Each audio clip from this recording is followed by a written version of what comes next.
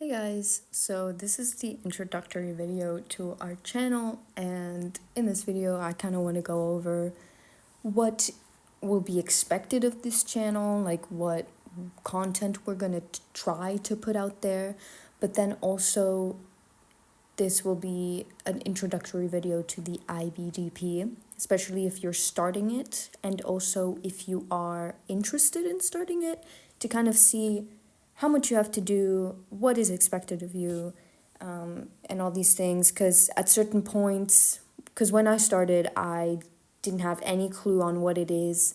My older brother took it, but he barely gave me any advice on how much I needed to do, and also all the different things. And there's just a lot. So first of all, the IB has different programs, and the IBDP is just one of them. The other one for our range group is IBCP, which is the IB Careers program, and that focuses a lot more on the kind of building up career. So the IBDP is more for if you want to go to university after you graduate high school, and the IBCP I think is more like business management, kind of going straight into the work field. But they say that you can apply to universities, and you can. I'm not saying you can't, but it is a lot tougher. The reason we're not covering the IBCP is because neither me or the other person who's going to be part of this channel, this project, do IBCP. We both do IBDP.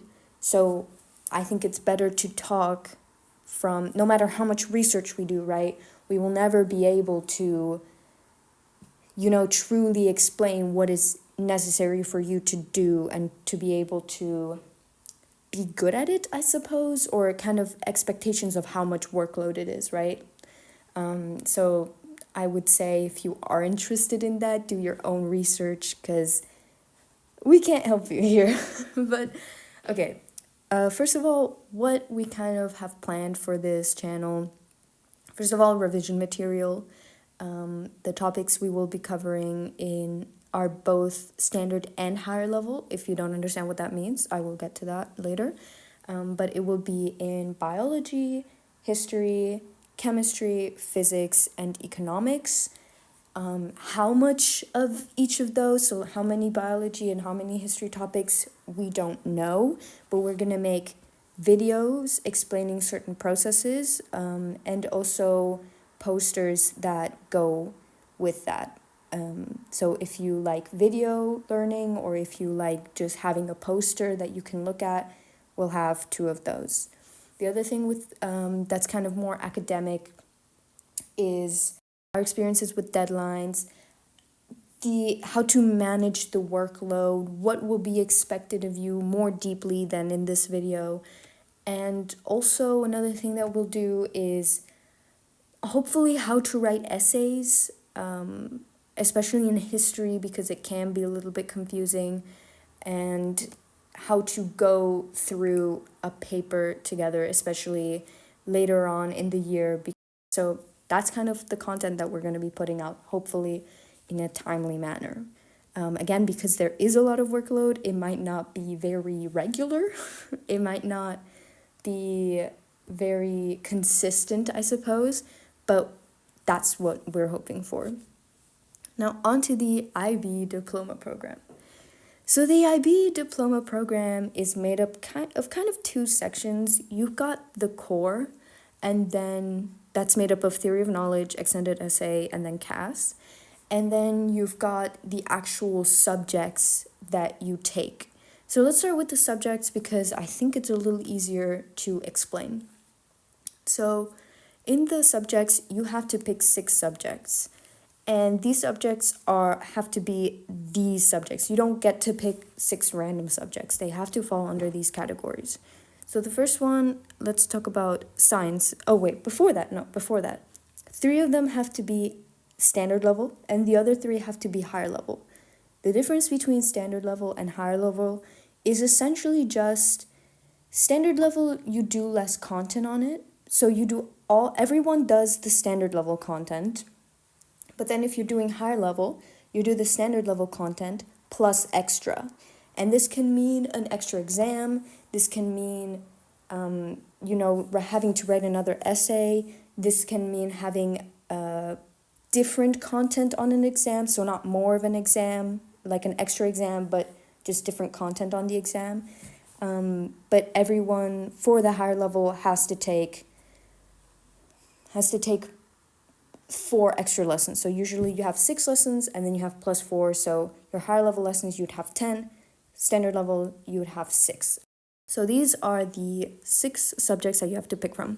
The first one are the sciences, and this can be biology, chemistry, physics, or computer science. I don't know if there's any more, but those are the ones that I know about, and these are the ones that my school offers. So science is pretty easy, pretty understandable. Then you've got language acquisition. Language acquisition can be any language that your school offers at any level. And these levels are ab initio, which is literally you've never studied this language ever. This is your first time learning it, right? Then you've got language B, which is you know how to speak it, but you're not studying texts in really true depth. If you take it higher level, you do study a text, but you're not analyzing the words. You're not looking out for literary features or something like that. And then you have language A, in which you do that. You look at a text and you say, this is the purpose, and they've chosen these words because, they wanted to evoke this feeling, or they wanted to show the message through these words, right? Then you've got studies in language and literature, which is your language A. So your languages, you have to take a language A, where you have to analyze a text, and then you can take a different languages. So 2 languages overall. Then you've got individual and societies, which is essentially just your humanities. So this can be history, can be economics, geography, global politics, can be psychology. I think there's a lot more, but these are just the ones that I know. And then maths. For maths, you've got maths AA, which is analytics and approaches. And then, sorry for that. And then you've got AI, which is analytics and interpretations. The way I understand it is AA is a little more pure and AI is a little more applied. So, for example, in pure, you do way more calculus, you do like vectors and stuff like that. And it's really complicated in my opinion. And then AI is more applied. So like, for example, in AI standard level, we've done like annuities and loans. We use the graphing display calculator a lot. We've done things like statistics and normal distribution curve. So it's a lot more applied, right? And then finally, you have the arts. Now, the arts are kind of optional. You don't have to take an art, but if you want, you can take visual, visual arts, you can take music, you can take drama. These are the ones I know. I don't know if photography is one. Those are just the things that you'd have to look deeper into when you are choosing your subjects. Now, when I say that the arts are optional, I mean that you can take an art, like you can take any of these 5 subjects. So let's say bio, Spanish B, English A, history, and then AI. Those are the subjects that I chose. But then I didn't choose visual arts or music or drama or anything like that. I picked chemistry. So you can pick literally any other one of these, except for maths, because you can only take 1 maths. So you can take 3 languages if that's what you want to do. But that is what the optional means in the arts. So for each one of these subjects, you have to do an IA, which stands for internal assessment. What is the internal assessment? It's essentially coursework that is marked by your teachers. That's why it's internally marked, whereas the exams are externally marked, essentially by IB markers. Now, your IAs are different in every single one of your subjects. So, for the sciences, you have to write a lab report essentially. Then, for the languages, you have to do an IO, which is an internal oral, so an oral assessment essentially. And these are different for each type, I suppose, of language that you take. So, language A, you essentially do just recite an essay that you previously wrote. You have to analyze essentially 2 pieces of text and then speak about it for 10 minutes. Then you've got in language B, it's a little less about analyzing a picture and more talking about a topic. And then ab initio, I don't know, but I think it's similar to language B, except a little easier, obviously. Then individuals and societies also differs a lot from each individual subject. I know for history, you have to write essentially one mini essay, then you have to analyze sources and then write a reflection. But for economics, you write 3 different IAs, but they're shorter. And then they've all got 3 different topics that you have to study, I guess, in each IA. So that differs a lot. And then maths, you have to do another essay essentially. For the arts, it's a little more complicated, kind of like individuals and societies. I know for visual, you pretty much only do coursework. You don't have an exam for visual because you can't really have an exam in art because art takes time. I'm mentioning the IAs because especially when you're choosing your subjects or when you're deciding to change a subject in your first month of taking it, please take the IAs into consideration because they will take up a lot of your time. And they do take up, depending on if you take it at standard level or higher level, around 20% at standard level. So it's important when you're deciding what subject you take to think about the amount of workload that you have, aka the IA that you do. Now, there are different papers or different exams that you have to write. And if you look at each individual subject that you want to take, you can actually go to the IB website and it'll tell you what you are expected to do in that subject. And then it'll also tell you how many hours you are meant to do in each of them. Now, this is kind of inaccurate. I think for you to reach a 7, which by the way, it's how they grade it letter-wise, number-wise here instead of letter-wise. The 1 is the lowest, 7 is the highest. 7 is kind of like an A star, and then 6 is an A, and so on and so forth. For you to get a 7, you're gonna spend way more hours than this. So I think this is kind of inaccurate to most students. But this sheet is great to kind of look at what you're going into, what you're required of your subjects if you want to be ultra prepared for them. But then, this is what's most important for me. This is how they're weighting the final grade of the assessment. So this is English A. So for example, or not English A, but just any language A, but for me it's English A.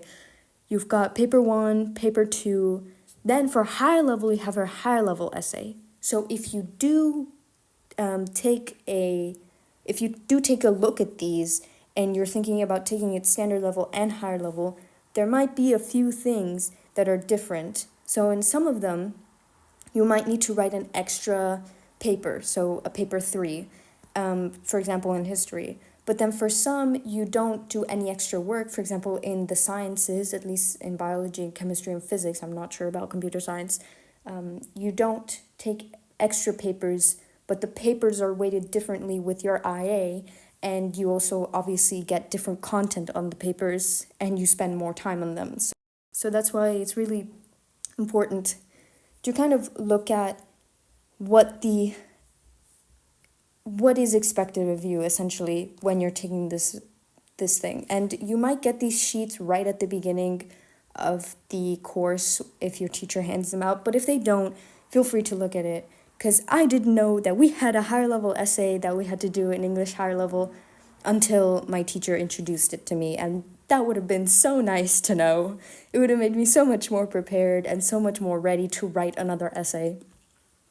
But yeah, so for standard level and higher level, the grades are weighted differently most of the time, because standard and higher level do different content and they might do extra work. So these little sheets that the IB provide are actually very nice. And this is just kind of another way that you can also Google this. I don't think this is from the IB website, but kind of how they're weighted and what the grade boundaries are. This is important to note because, again, as I said, these are kind of the equivalent. They do it by numbers, I don't know why, but this is kind of the equivalent of an A star, a B, C, D, E, and then F, obviously. So if you're curious at knowing what the grade boundaries are, they do shift a little. They kind of do a mean of how everyone did in the exams and in the IAs and overall.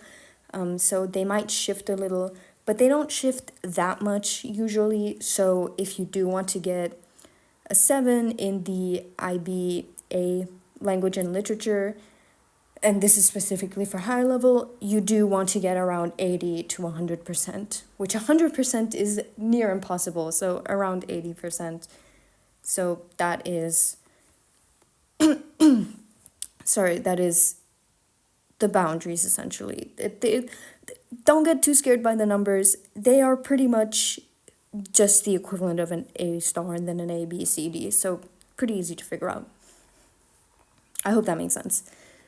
But since you take 6 subjects and they all mark to 7, that means that you can get 42 points overall, right? Wrong, you actually get 45 in total.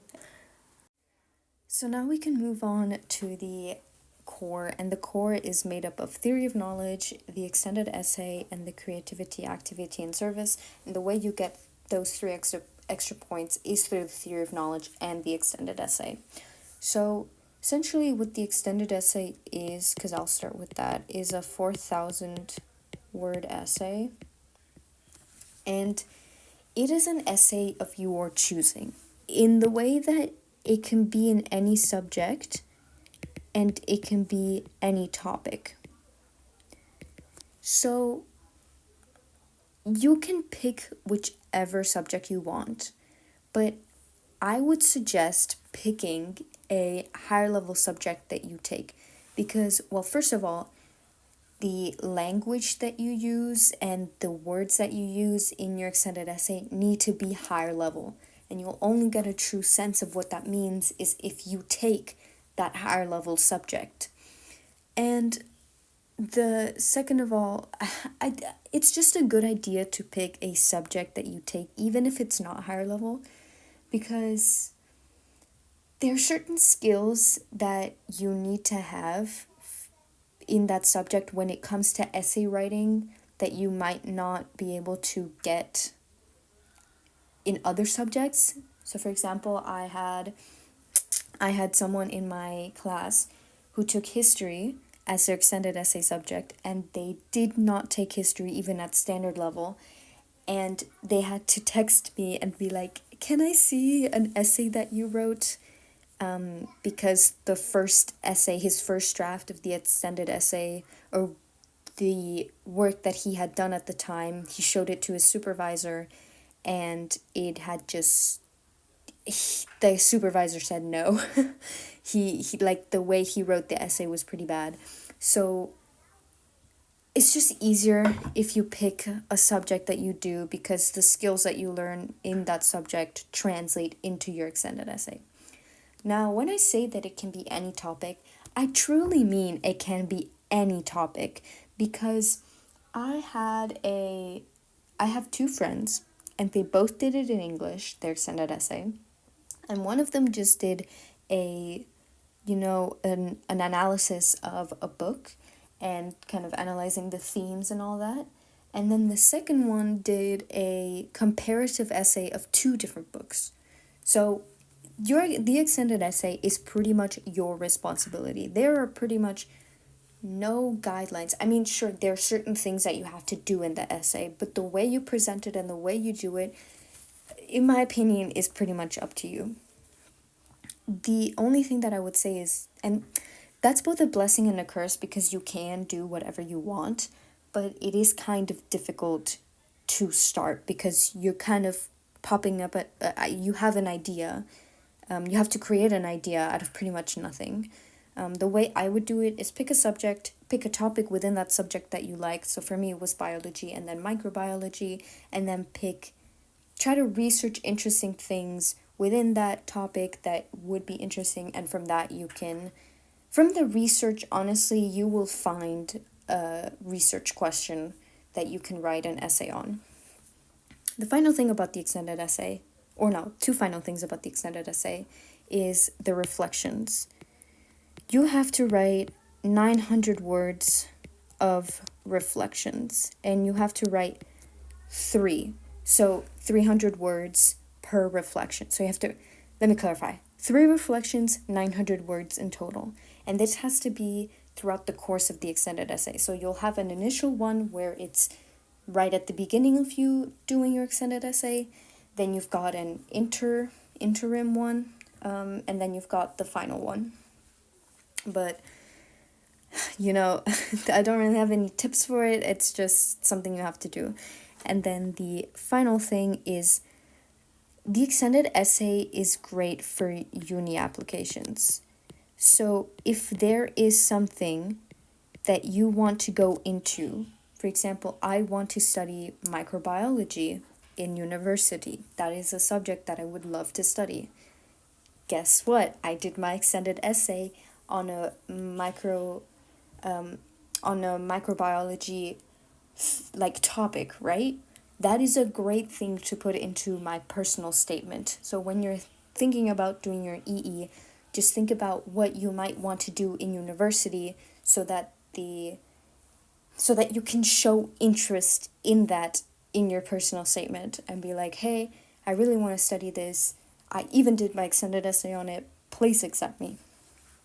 So yeah, that's the extended essay. Then you've got theory of knowledge, which is TOK. TOK is actually my worst nightmare in the IB. This is a little rant. This is now not objective anymore, but the IB say that the IB is built on theory of knowledge, yet it is somehow some of the worst taught subject that I take personally. I really don't understand what we're supposed to learn from it. The way I like to describe it is if you took philosophy and then you sucked all the fun out of philosophy. And this part has 2 parts. So TOK has 2 parts. And I'm actually going to write it down for this. TOK has the exhibition, which is 33% of your grade. So there's 2 parts to it. And then you've got the essay, which is 66% of your grade.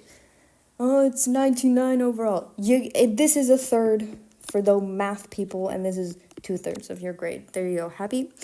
Now, the exhibition is essentially you get a prompt, and then you have to analyze the prompt with 3 objects that represent that prompt really, really well, and then you have to exhibit it in some way. So you have to write a I haven't done this in so long, 900 word essay, I think, and then you have to present it. The way that it's presented, I think, is up to the school. I'm not sure though, because when my brother took it, he had to do a PowerPoint presentation to his class, but the way that I've done it, because we already had the exhibition, was by physically making an exhibition and then presenting it to the year below us. So I think it's up to the school how they're exhibited, but I'm unsure. Here is something important to mention, I suppose. The essay is marked, and it's marked internally. It's marked internally by your teacher. But the actual exhibition isn't. The exhibition is just a pass or fail. So it is up to you if you want to put in like 20 hours of work into your exhibition or just an hour. I know I did my exhibition in about 2 hours, and my other friend took about a whole day, which was 8 hours. So maybe 20 hours is a little excessive, but it really doesn't matter how pretty you make it. I pretty much just painted cardboard, stuck my essay onto it, and then presented it. It really doesn't matter that much. Then you've got the essay, which is 66% of your grade, and this is a 1,600 word essay, and it is externally marked. So it's not marked by your teachers, it's marked by the IB. And in this one, you get a prompt with 2 areas of focus, which you will learn in class. The TOK is essentially another subject. You have to go to class for it. And you have to write the essay, and then you don't have to present it. So it's not an exhibition. But you do have to mention both topics in your essay. So this is just the amount of workload that you're expected to put into TOK. Now, another thing that is important for the extra 3 points that you're going to get in the plus the 42 if you get all 7s is that the extended essay is also marked from A to F the same way that the TOK is marked. And then you get this table, which I'm sorry that it's clear, but I couldn't find another good photo. This is where you get your 3 extra points. So if you get, I guess it doesn't go to F, it goes to E. But if you fail your TOK or your extended essay, you don't get the diploma. It doesn't matter if you get all 7s in your other subjects. If you don't complete your TOK or your extended essay, or you do so badly in it that you get an E in both of them, or either of them, you fail the diploma, you're not going to get it. You have to redo the last year. I don't think you have to do the full 2 years. But these are the amount of points that you can get. So if you get an A, you can get a 3. If you get an A and a B in either, you get a 3. If you get a C or B, you get it. This is the table, and this table does not change at all. So while the scores might fluctuate what grade you get, this table never changes. This table will always be, if you get 2 A's, you get a 3. If you get an A or B, you get a 3. If you get a B and a B, you get a 2 extra points. So this is where your 3 extra points can come from. Now I say can because if you do get a D and a C in your TOK and your extended essay, you don't get any extra points. So even if you get 7 in all your subjects, again, you only get 42 points in total, which is still amazing, by the way. 42 is insane. And now on to the final bit of the core, which I said TOK was the burden on my life. This one is worse in a different way. Essentially, CAS is creativity, activity, and service. So what are creativity, activity, and service? So creativity is essentially just a skill, and this is a skill that you can evolve, and it can literally be anything as long as it's not an active skill. So this can be, for example, piano, it can be visual arts, it can be anything, even as something as obscure as like wood cutting. I don't know why that's one that I thought of, but yeah. Then you've got activity, which is just something sporty that you do, or just something active that you do in your day-to-day. And this again can be very obscure. It can be like archery. I think maybe archery would fall under skill, but it's something that gets you moving. Like for example, I do swimming. I also go to the gym. I did hiking for a little while. And this all adds to the activity. Now we have volunteering, which is the service, and this is just anything that you do for your community.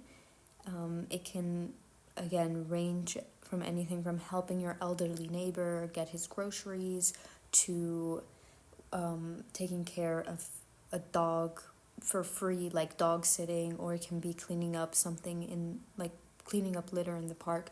Like it really doesn't matter as long as you're helping the community. Now, these experiences, you have to do 3 times for each. So you have to do 3 skill, 3 activity, and then 3 of volunteering.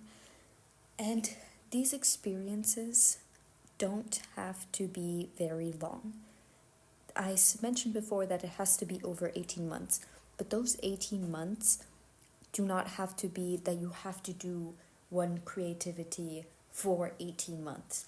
It can be something that you did over a month. It can be something you did in an hour, right? And it would still count as an experience that you had where you evolved a skill or where you helped someone, right?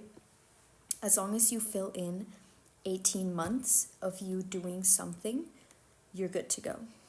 Now we have the last bit of the CAS, because that's not the only thing you have to do for CAS. You have to do the CAS project. So essentially the CAS project is a project that you have to do in order to pass CAS, which by the way, CAS is pass or fail, so you're not going to get graded on it. But it is 1 month long. The project, because obviously a project has to last a little longer, and it can include any of the 3 aspects of CAS. So it can include creativity, it can include activity, and it can include service. It also, being the nature of a project, needs to have the different stages. So you need to start the project, then you need to plan the project, then you need to execute that plan, and then reflect on the project. So those are kind of like the 4 stages, in my opinion, of the project. So like, for example, this channel is actually the CAS project for my friend and I, which, speaking of, you have to do the CAS project with another person. From my understanding, it doesn't have to be someone from the school or someone who takes the IB, but you have to do it with another person. Well, like, yeah, for example, this channel is our CAS project, and when we thought of the idea, we were planning what to do, how we were going to make revision material for everyone, and now this is us executing it. And then when we're finished with it all, and also throughout the course of it, we have been reflecting on what we've been doing. So that's kind of the CAS project. It's pretty much anything you want to do. There's some kids in my class who did, they went beer tasting as their CAS project. They are of legal age to be drinking, but they went around our city and they tasted different beer from different breweries and then gave them a rating. So if your school is okay with something like that, that can be a CAS project, it can be anything. But as you can see, it is a lot. You've got 7 subjects plus theory of knowledge, 6 subjects plus theory of knowledge, which counts as 7 subjects essentially. Then you've got your extended essay, which you have to do, and then you've got CAS on top of that, which if you are doing things outside of your academic life, CAS is going to be slightly easier for you, but if you're not, it's going to suck a lot having to have all this extra work, and your free time is not going to be your free time anymore. It's going to be your CAS time, and if you've got to catch up, your free time also is not your free time. But yeah, and then in all your subjects, you also have to do your IAs, and if you've got extra essays to write, like in English, you have to do that. Like it is a lot, and time management is a major issue with a lot of students, including me. So if you feel like you're struggling when you're doing the IB, or you feel like you're not getting things done, or you are going to start the IB and you feel like it's a lot, you're not alone. You really aren't. A lot of people find this difficult.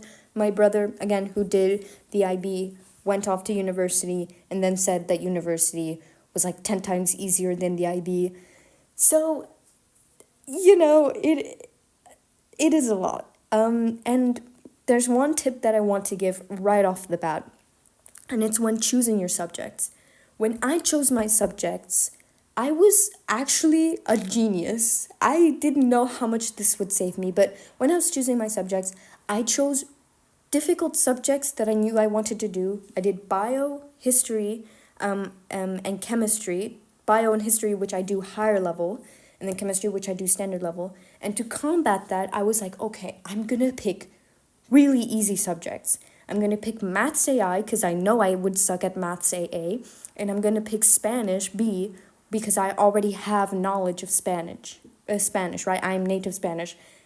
So when you're picking your subjects and unless you want to pick really difficult subjects, especially if you have a specific area in which you want to go to university, save yourself, like tons and tons of difficult work and pick easy subjects. Like pick subjects you know you're going to do well in, and pick subjects that you know you like, so you are going to do well in. But yeah, that's a very long introductory video. Kind of went off the rails, was a little more informal, but the revision material and all that is going to be a little more structured and a little more formal. I mean, this was pretty much just a rant on how much work we have to do in the IB, but I hope it kind of put things into perspective on what to expect.